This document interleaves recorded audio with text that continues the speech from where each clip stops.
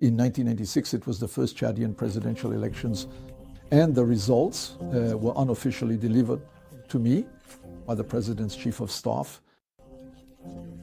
in the aftermath. June 1996, Chad experiences its first presidential election by universal suffrage. General Déby wants to legitimize his power through the ballot box. Jean-Pierre Auger, here on the left, is then an agent of the DGSC. France intends to help General Déby, but in its own way. I learned that the president had won in the first round with 60% of the votes. So I conveyed the results to my superiors. The response was to say it might be better, even if winning to do so in the second round.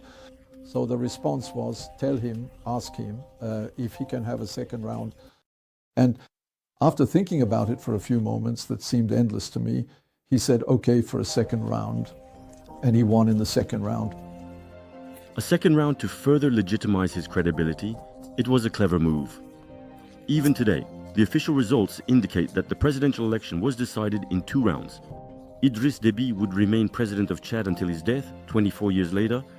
Jean-Pierre Auger, on the other hand, has just published his memoirs, in which he subtly narrates the loss of France's influence in Black Africa.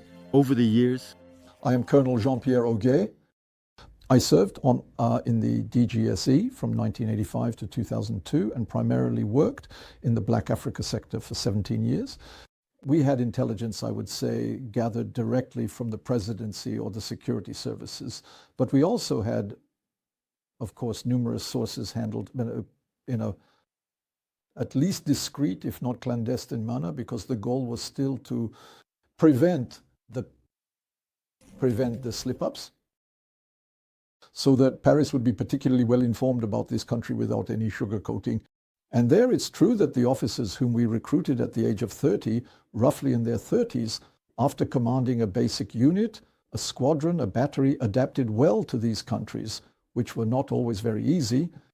And especially in phase 2, they found regimes militarized, meaning where the head of state was a military person or had been, where the security services linked to him were also led by military personnel.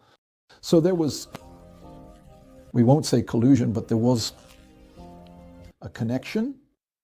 This period I personally describe as the twilight of France-Africa.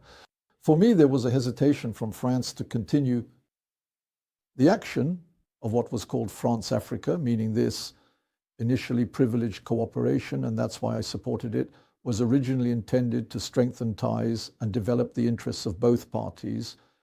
Well, obviously, over time there were some deviations. The rest can be read on l'express.fr.